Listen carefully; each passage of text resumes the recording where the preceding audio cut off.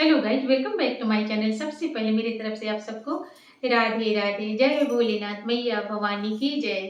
आज मैं अपने चैनल पर जो भजन लेकर आई हूँ वो है तीज का स्पेशल भजन भोजपुरी में। आप लोग लास्ट तक देखिएगा, बहुत ही प्यारा, बहुत ही अच्छा लगता है। और अगर अच्छा लगेगा तो लाइक शेयर सब्सक्राइब जरूर कर दीजिएगा, और अगर नए होंगे तो बेल आइकन को प्रेस कर दीजिएगा।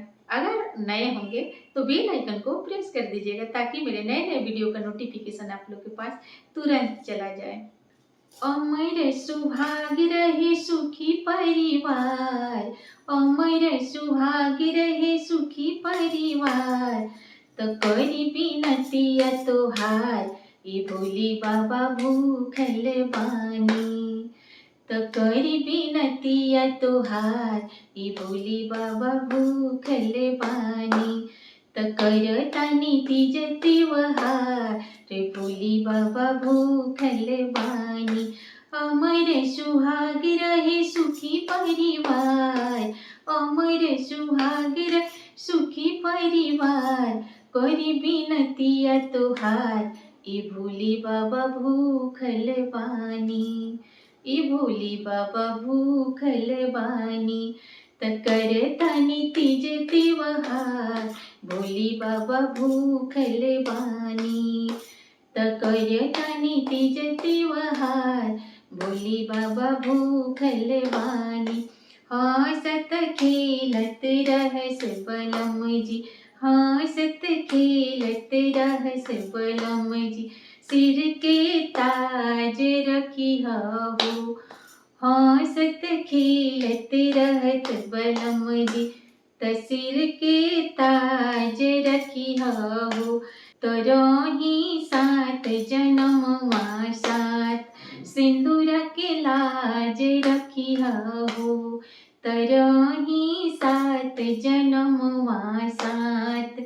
सिंदूर के लाज रखी हो, रह के निर्जलवा चढ़ाई फूल फलवा, रह के निर्जलवा चढ़ाई फूल फलवा। करी बरत स्वीकार, भोली बाबा भूखल बानी। रही के निर्जलवा चढ़ाई फूल फलवा, रही के निर्जल चढ़ाई फूल फलवा। करी बरत स्वीकार, भोली बाबा भूखल बानी। करी बरत स्वीकार, भोली बाबा भूखल बानी। करतानी तीज त्योहार, भोली बाबा भूखल बानी। काया जारत बनिए बाबा, दाया करत रही हो। काया जारत बनिए बाबा, दाया करत रही हो। काया जारत बनिए बाबा, दाया करत रही हो।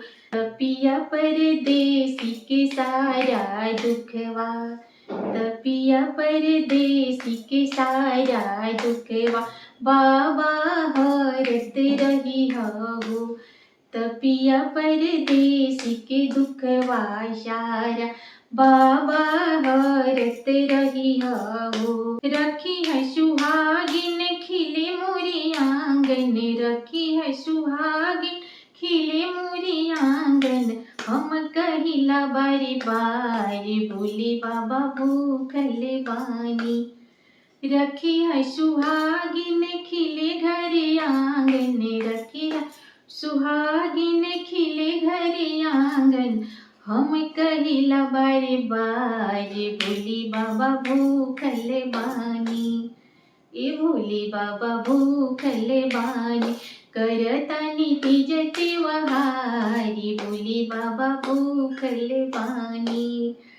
अगर मेरा ये भजन आप लोग को अच्छा लगा होगा तो कमेंट में हर हर महादेव मैया भवानी जरूर लिखिएगा। फिर मिलती हूँ अगले भजन में।